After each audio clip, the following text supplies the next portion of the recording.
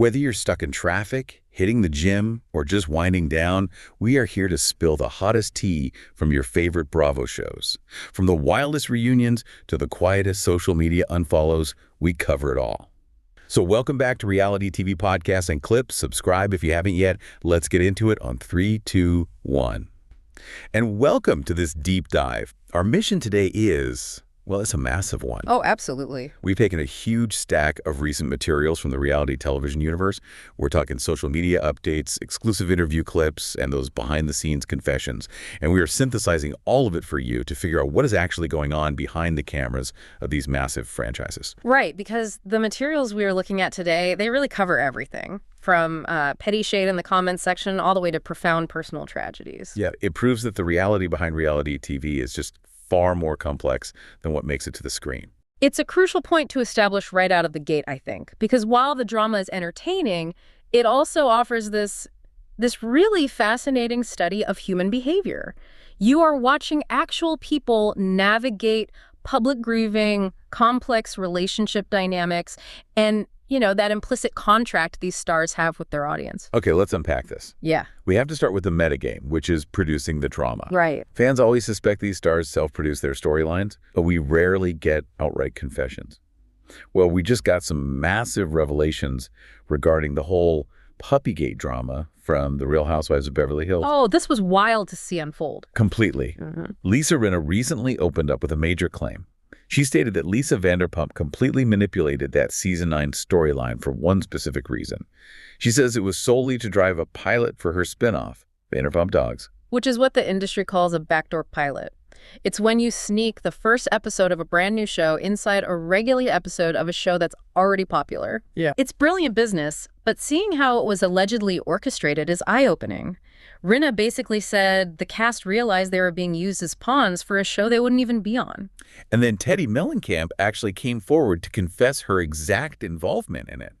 She admitted that Vanderpump's team instructed her off-camera to bring up the Dorit Kemsley dog drama while they were filming at the shop. So she was fed the lines before they even rolled. Exactly. And Teddi says she hit her mark perfectly, only for Vanderpump to feign shock on camera and go, "Teddi, please don't talk about this." Wow. Teddi realized right then she got played. I hear that. But we have to look at this critically, too. We have to ask, is Rinna perhaps using Vanderpump as a convenient scapegoat for her own behavior that season? That is a very fair point, especially since Rinna reflected on her final season, which she says was her worst. Yeah, she admitted to getting a really bad edit and acting like a villain. She did. She said she was grieving her mother's death, but felt locked into her contract like a worker bee.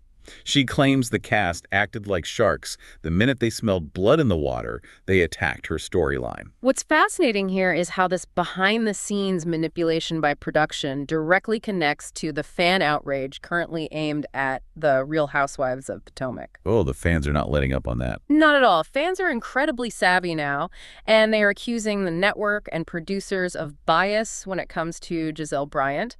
Viewers are pointing out that Giselle hides her real life, dating a football player, dating a congressman, even a complex will dispute with her stepmother. And none of that makes it to the show. Exactly. While castmates like Ashley Darby are expected to show absolutely everything. And speaking of Ashley Darby, she just revealed the truth about Monique Samuels' supposedly shocking reunion audio clip.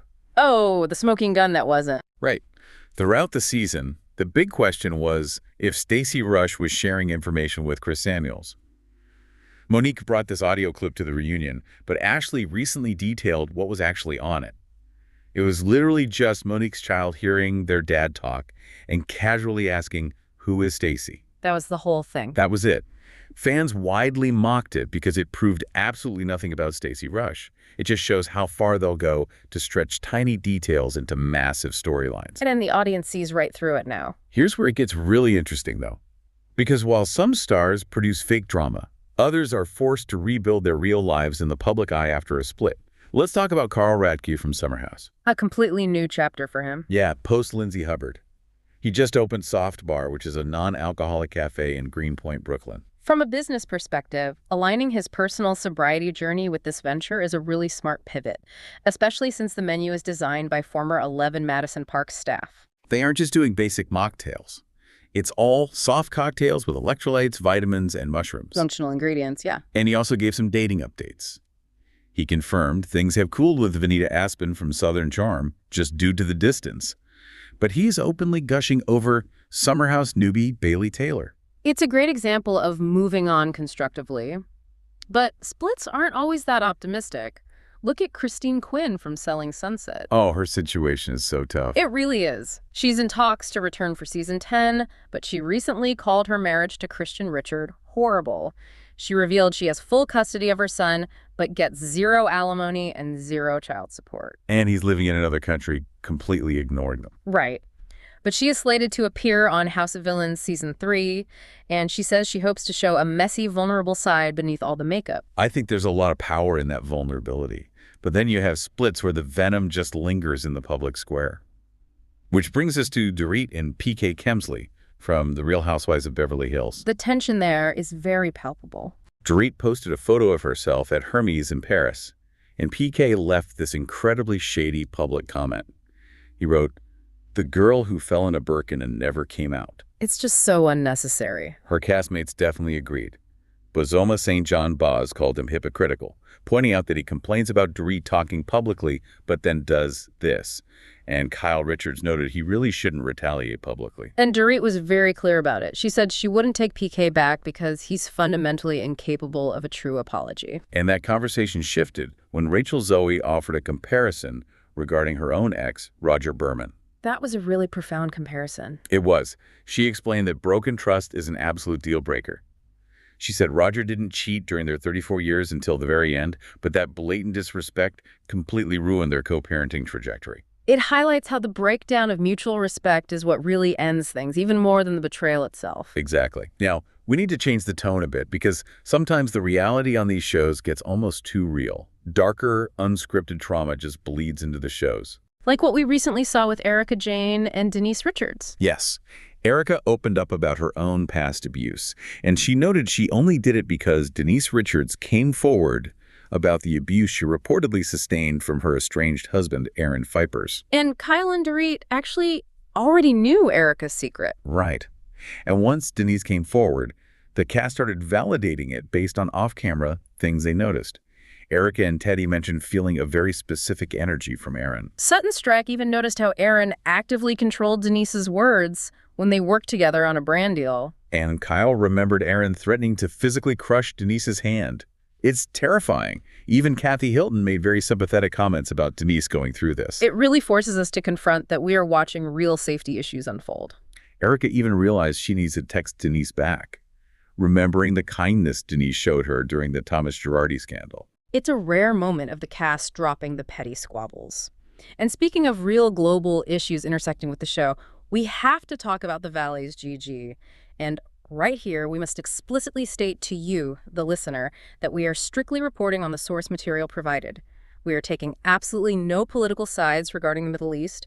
We are simply conveying her emotional reaction as she shared it. Thank you for stating that so clearly. Because Gigi shared a highly emotional reaction to the U.S.-Israeli military operation in Iran. She said her tears will not stop, and she detailed her hopes for a free Iran. She also honored her aunt, who died fighting for freedom. She did, and it's such a jarring contrast because she also briefly noted some standard reality TV drama citing 20-year-old red flags and receipts regarding her co-star Sky Asghari and Tannen's husband. It just feels so insignificant when juxtaposed against her profound grief over her home country. If we connect this to the bigger picture, nothing cuts through reality TV noise like genuine tragedy, and we saw that with Mary Cosby from The Real Housewives of Salt Lake City. It is just heartbreaking. It was reported that Mary's son, Robert Cosby Jr., tragically passed away from an alleged drug overdose. Just an unimaginable loss. Mary posted a beautiful Instagram tribute calling him Bubs, and she set it to Jessica Mauboy's rendition of Cyndi Lauper's Time After Time. And you really saw the massive outpouring of support from the Bravo universe. Filming for season 7 is officially postponed, and the condolences were just pouring in. Boz St. John, Heather Gay, Lisa Barlow, Whitney Rose, Chanel Lyon, Bronwyn Newport, Phaedra Parks, Angie Katzenevas, they all showed up for her. It proves that in moments of true devastation, the reality TV community really does rally together. So what does this all mean? Why should you care about the lives of reality stars? I think today proves that beneath the manufactured drama and the produced storylines, these are real people experiencing universal human struggles. From navigating messy divorces and fighting for custody to grieving unimaginable losses. We demand absolute transparency from them for our entertainment. But when real trauma strikes, the boundary between cast member and human being completely blurs, which raises an important question for you to explore on your own. Does the audience's insatiable appetite for drama force reality stars to commodify their deepest personal traumas? Or does the platform ultimately give them the power to reclaim their own stories?